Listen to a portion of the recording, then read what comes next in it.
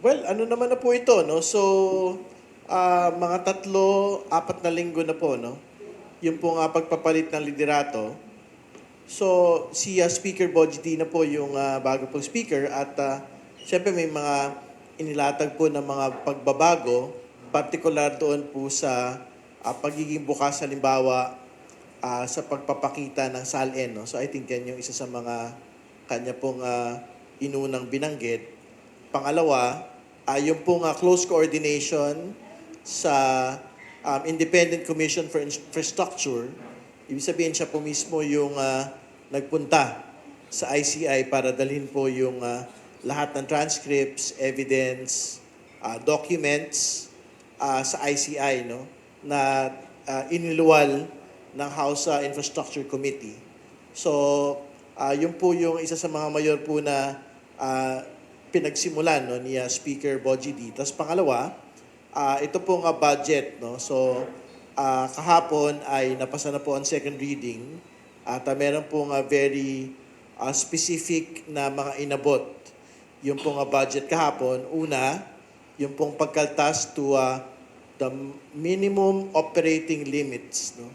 Yung pong pondo ni Vice President Sara Duterte para sa personal services tsaka maintenance and operating expenses. Yun yung una. Pangalawa, yung pong entirely pagtatanggal po ng local infrastructure component sa unprogrammed appropriations. Ang itinara na lang po dito ay yung pong pagpopondo sa mga foreign assisted projects. So I think major na inabot po ito nito pong ilang mga linggo pa lang po ng liderato ni Speaker Boji D. Siguro, bago din sa kontrobersya na po, di muna sa budget, kung aalisin yung laan sa unprogrammed na projects ng gobyerno at malalagay dun sa iniwan ng mga previous budgets na foreign assisted fund, magkakaroon kaya ito ng epekto dun sa tinatawag na absorptive capacity ng mga departamento kasi marami sa departamento, lalo na DPWH, halos ayaw gawin yung mga foreign assisted, lalo na kung may JICA yan o ADB, kasi masyado raw mahigpit ang mga patakaran at hindi makapaglaro ang mga players. Pagka pumili tayo kung ano yung mas mahalaga, kung gagawin yung tama o mas matagal, yung po implementation dahil ginawa ko yung tama, tingin ko dapat natin piliin yung tama. Hindi ba? I mean, meron nga, halimbawa sa Bulacan, di ba, nakita naman natin, mabilis po sila mag-implement. Mataas po yung absorptive capacity. Obviously, kaya mataas yung absorptive capacity dun sa First District of Bulacan kasi pinera nila. Yung pong pondo, ginawa nilang ghost. Talaga mataas yung absorptive capacity dun. So, ibig ko sabihin, kailangan ho nating hanapin yung balanse. Hindi ba? Nung pagpapatupad ng proyekto, while not unnecessarily delaying the project. So, marami naman na ho tayong pagkatuto dito po sa flood control controversy po na ito. Pero sa lagi-lagi, ang pinakamahalaga, gawin ng tama yung pong mga proyekto. So, dapat yun po yung umiinog na prinsipyo sa pagpapatupad po ng mga proyekto. Ano po ang stand ng inyong committee? Kasi as of now, wala mo na kayong investigations doon sa mga infrastructure ng gobyerno. Yung Senate, may mga usap-usapan din na, well, baka mahinto na rin o palamyain ng investigasyon ng Blue Ribbon Committee. Pero wag po kayong mag-react doon. Baka sabihin, interparliamentary courtesy. Tapos yung ICI, ay para po tayong nanonood ng larong basketball, patay ang ilaw, nasa labas tayo, at i-anunsyo na lang kung ano ang score doon sa laro. As a matter of fact, hindi nga alam kung totoong nagwala si Senator Mark Villar o hindi dahil hindi nga transparent. Ano ang stand niyo? Dapat bang makita ng publiko the same thing na nakikita namin noon, ang investigation ng Infracom, ng Quadcom at ng Senate Blue Ribbon Committee?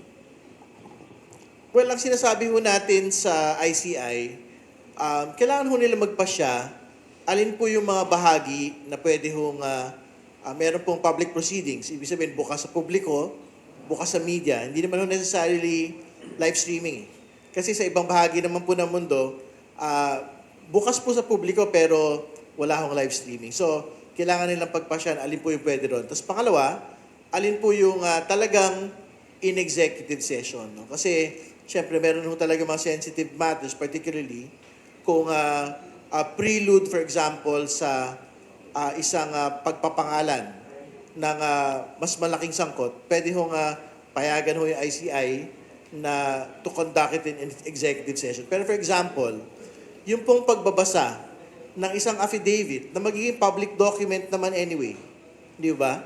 Na talagang na-vet na ng mga abogado, na-vet na mismo ng ICI kasi meron naman silang initial na kopya siguro nito pong affidavit na ito.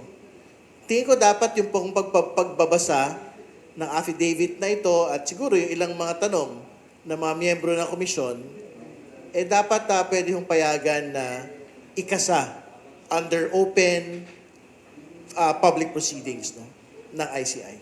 So, ibig sabihin, baka kailangan mo talaga maglatag ng reglamento. Alin yung pwede, alin yung hindi. At kung ano po ba dito hindi narinig o napanood ng mga Pilipino kaugnay dito? Wala na yatang hindi sekreto. Ang problema, lampas pa nga sa dapat ay sekreto ang impormasyong available, tama man o hindi na impormasyon. Imagine, lahat na yata ng Pilipino ngayon, alam na kung anong meaning ng boto mesa.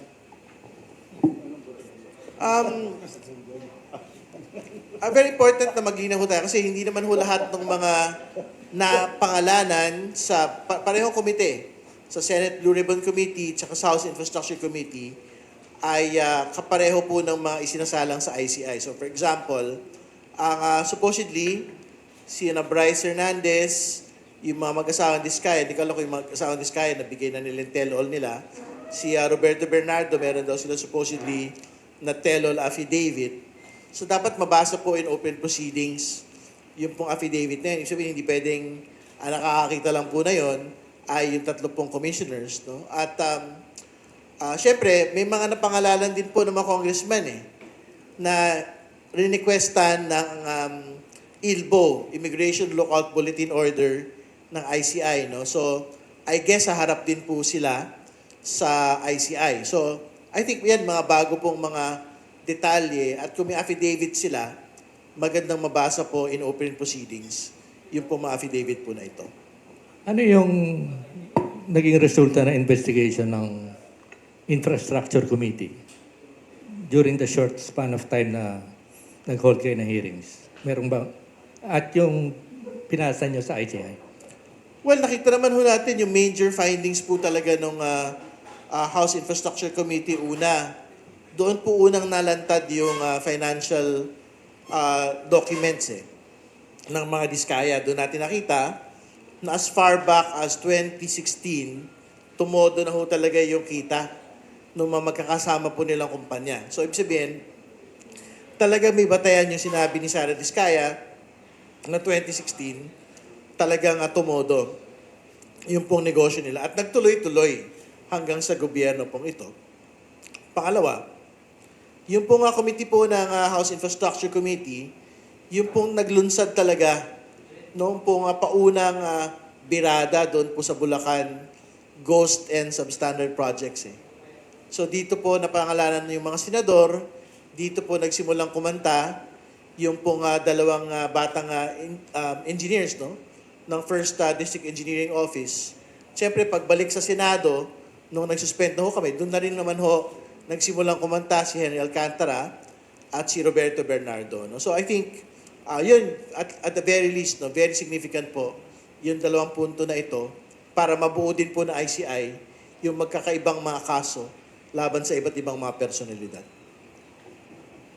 Kung yung investigasyon natin, alam naman ng lahat na in aid of legislation. 3 hearings lang yung naigawa ng TRICOM. I'm sorry. Doon sa naging pag-iimbestiga ninyo, anong mga batas ang nakita mong kinakailangang ma-craft ng House para ma-address ang problema ito? Well, una, I think ito yung gustong gawin na rin ni Secretary Vince Dizon ng DPWH.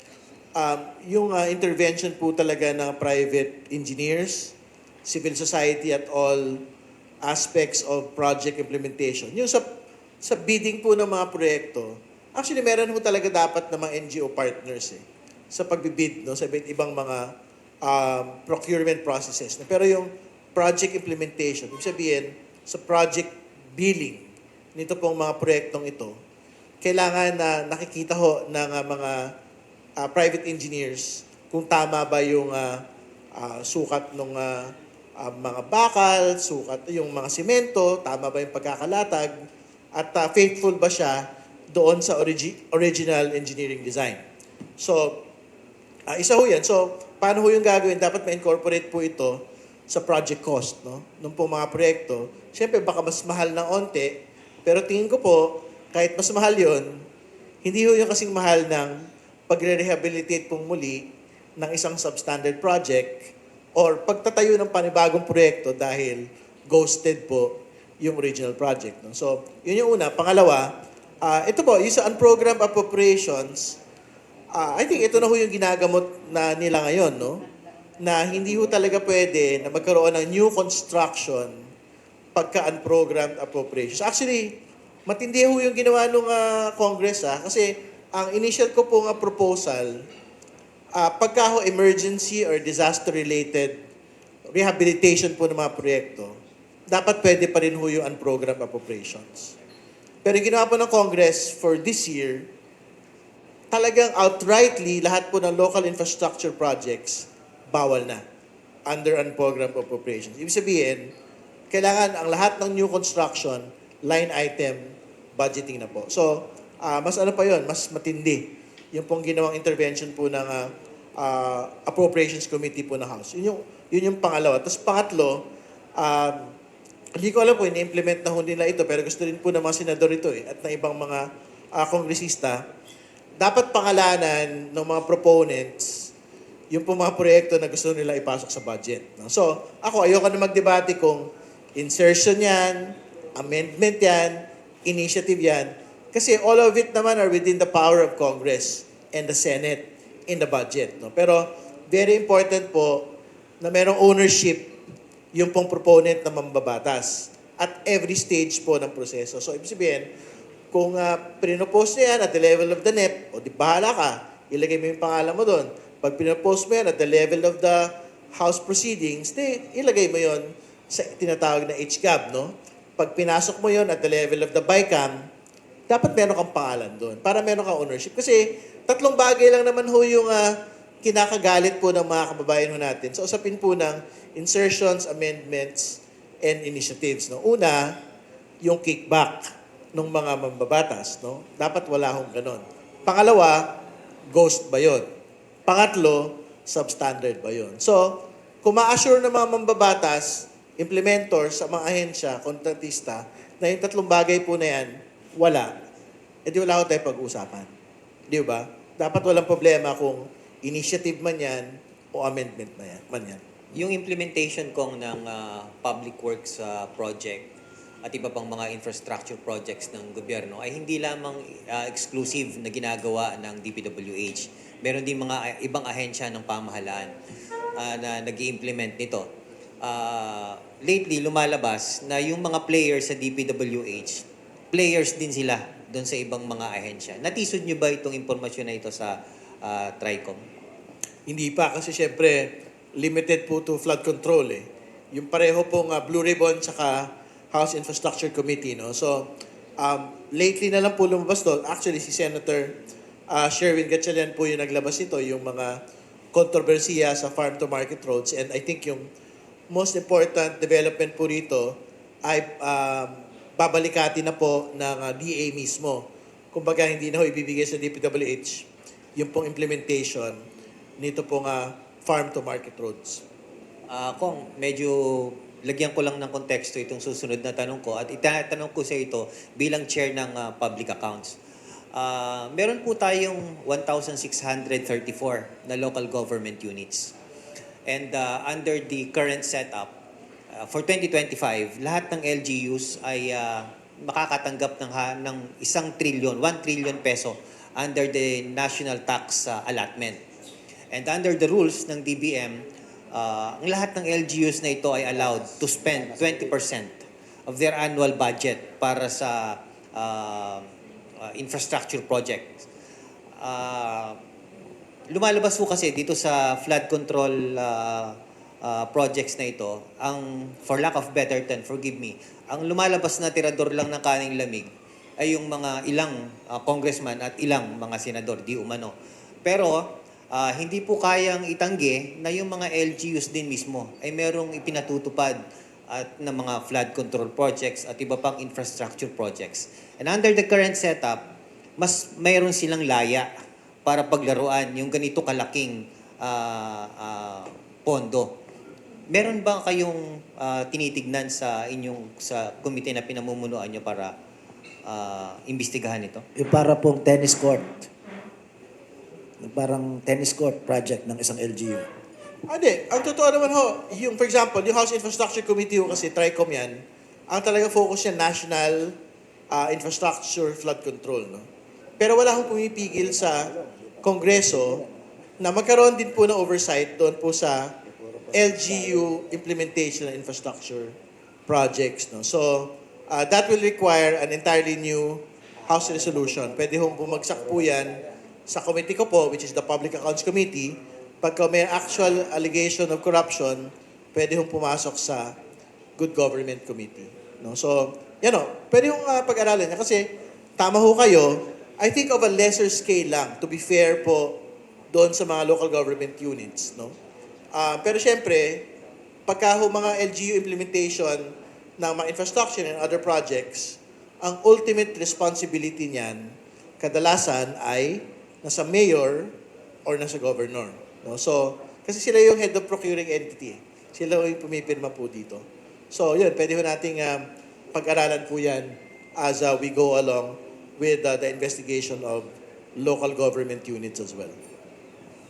Tungkol sa ICC. Anong tingin yung implications nitong desisyon ng ICC kahapon na hindi bigyan ng interim liberty si Gongdi?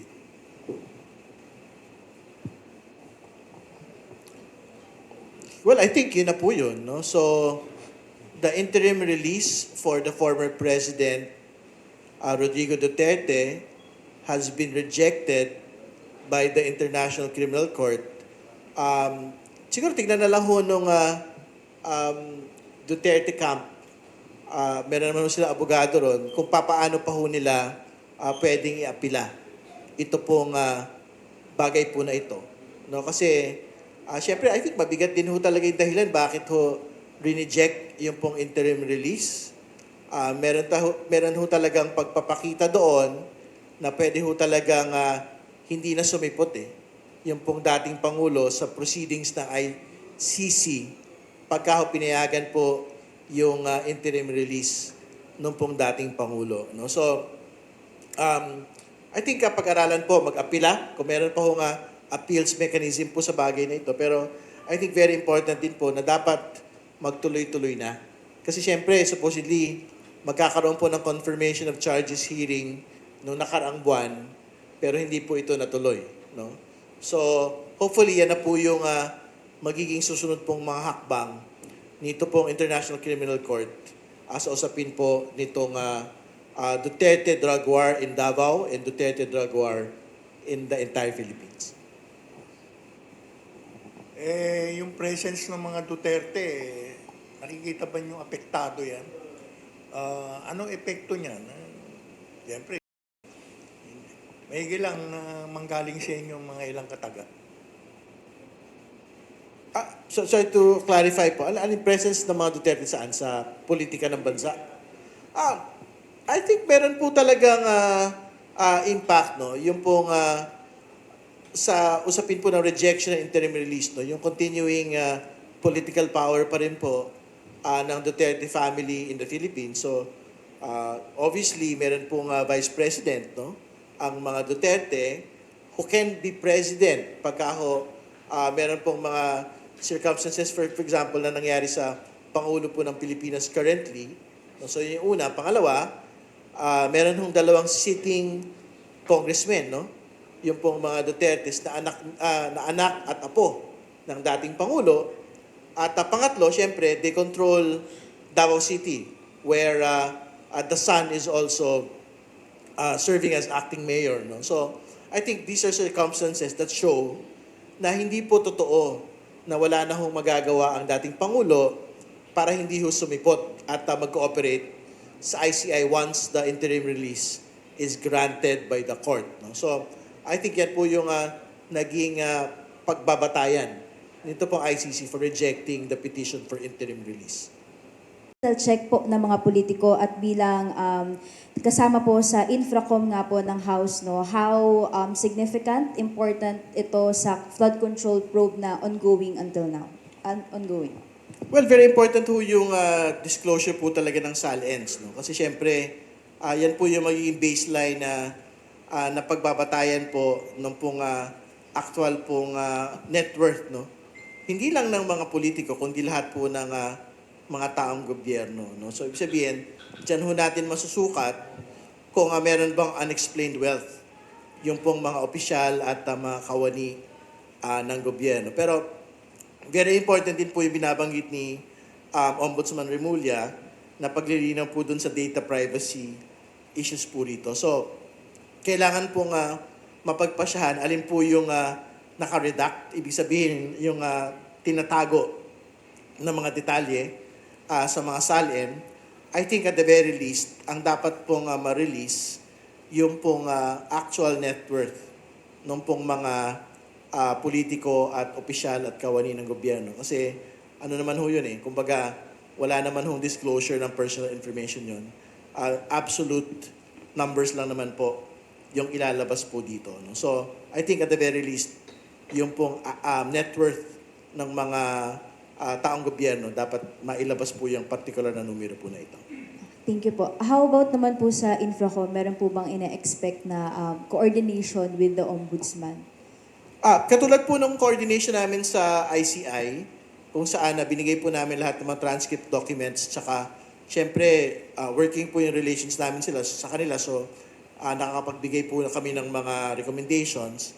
Ganyan din po yung gagawin namin sa bagong ombudsman. No? So lahat po ng mga dokumento, transcripts, at mga recommendations po ng mga komite at miyembro po ng komite ay ipapahayag po namin sa bago pong ombudsman po natin. Last question na po kung nag-suggest po or nag-recommend ang ICI sa DPWH sa lowering po, no, pag-decrease ng levels of authority of DPWH officials for the procurement of civil works. So at least 50% daw po ito. How important or significant po ito based po sa inyo pong nakikita sa flood control probe? Well, isang bahagi lang po yun. No? Kasi ang totoo naman, kahit halimbawa kinalahati mo, yung pong, I think 150 yung threshold amount for district engineers. Ang ginagawa po nila para hindi ho umabot sa region, hinahati-hati po nila yung proyekto. So, ibig sabihin, ginagawa nilang in phases yung pong mga proyekto. So, I'm quite certain, kahit i-half mo po ito, so from 150, gagawin mong 75, no? Gagawin po nila, so ibig sabihin, imbis na yung 300 million project ay 2 phases na, para hindi humabot sa region, hinati mo yan, ilang phases yun? Divide nyo, 4 na phases na. So, kumbaga, hindi ho yun as simple as just halving it. Kumbaga, there are other interventions that should be undertaken. Kasi ang totoo naman, whether it's 75, whether it's 150, whether it's 1 million or 500,000, it's not a question of the number. It has also always been a question of whether the transparency and accountability mechanisms are in place. Para matakot po yung mga taong gobyerno na perahin po yun. Kasi kahit 75 yan, kahit 1 million yan, kahit 10,000 yan, pagka ho pwede ho niyang kubrahin yun na hindi siya mahuhuli, gagawin po nila yun . So, kumbaga, that's a good first step. Pero I don't think we should actually end there. Regarding that? I have to talk to the co-chairs, no? Pero I think pwede ho namin yung gawin in the next couple of weeks, no? Kung paano ho yun gagawin. Pero syempre, ay din namin silang pangunahan dahil it's an executive office, no?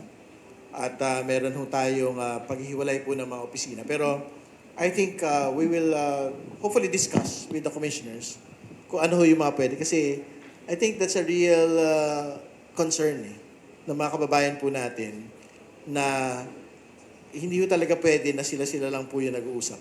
No? So, I think yung pong gitna nitong bagay na ito ay pagpasyahan lang. Sila na may magpapasya, hindi naman ho sila utusan Alin yung mga pwedeng open and public proceedings at alin po yung in executive session. I think madali naman hong madesisyonan kung alin po yung mga pwede ron. Kung, wait lang po. sige. Follow up lang. Gaya ng ano po, yung tingin niyo pwedeng isa publiko. Hindi, for example, yung nabanggit ko na kanina, na yung pagbabasa, for example, ng affidavits, no?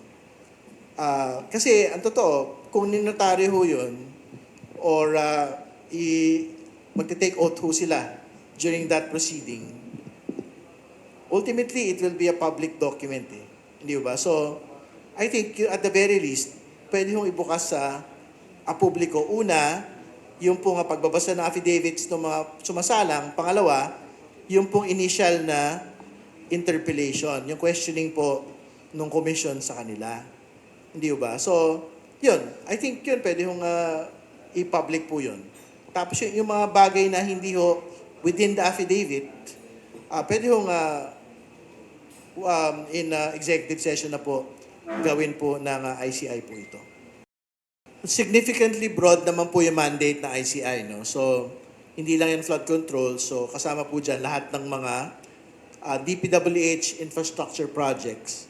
Kailangan ko lang malaman kung pati ba yung mga non-DPWH implemented projects kasama. Pero for example, yung po mga DepEd ho kasi, DPWH implementation pa rin yun Yung farm-to-market roads ng DA, DPWH implementation pa rin po yun. Pero kailangan ko lang humalaman, I have to review the mandate again, kung yung mga non-DPWH implemented projects. So, katulad ng binanggit niya, NIA, kasama ba yan dun sa pwedeng i-review ng IC? I have to check again. Pero I think it's such a broad mandate na pwede ho talaga na lang siyasatin yung a broad scale of infrastructure projects that have been implemented in the last 10 years.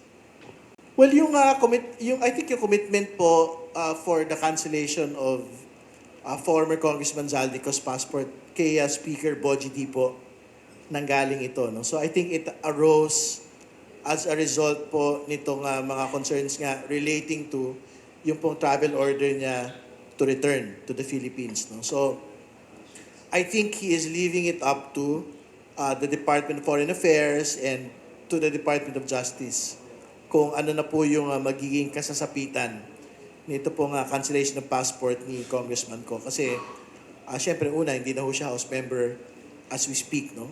From his resignation. So, I think the executive agencies will have to make that determination. Kailangan po ba may kaso na bago makancel ang passport? I have to check the rules, no? Pero ang pagkakaalam ko po, pagka nagkakansela ng passport, kailangan may kaso. No? So, yan po yung kailangan din nating antayin kasi syempre ayaw din po natin magkaroon ng mga due process violations din po. Kasi yung pong kahit for example yung kay Congressman Arnie Teves, isa ho doon sa mga talagang gustong gawin po talaga ng Department of Justice po noon, yung pong cancellation ng passport ni former Congressman Arnie Teves. Pero I think up until nakabalik na siya sa Pilipinas, hindi po ata nakansela yung passport No? So I think yung pong cancellation of passport actually takes a little bit of time para ho maikasa.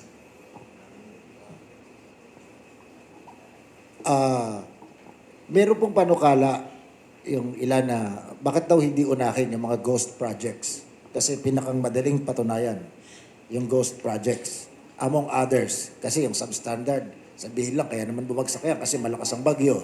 Kaya bumagsak yan kasi napakalakas ng lindol. Pero yung ghost project, documentation lang yan.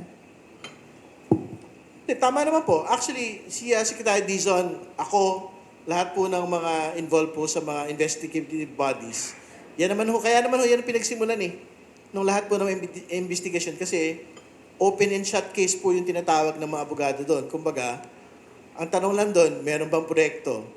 Ay, walang proyekto. Kung walang proyekto, di ghost yun, di may kaso lahat po ng mga pumirma doon. Lahat po ng sangkot doon. Ang tanong na lang, sino ho yung proponent, di ba? So, ganun lang kasimple ho yung mga kaso pagka gusto yung pinag-usapan eh. No? So, may binanggit ho si Secretary Vince na I think at least 400 ghost projects daw po doon sa mga initially po nila na-inspect. So, yun po yung mga pwedeng pagsimulan. And I'm quite certain, hindi po ito sa Bulacan lang at marami pa hong mga lugar po ito. So, tama yun. Low-lying fruit po, yung po mga ghost projects sa usapin po ng pagkakaso. Hindi lang administrative sa ombudsman, kundi criminal cases laban sa lahat po ng mga sangkot.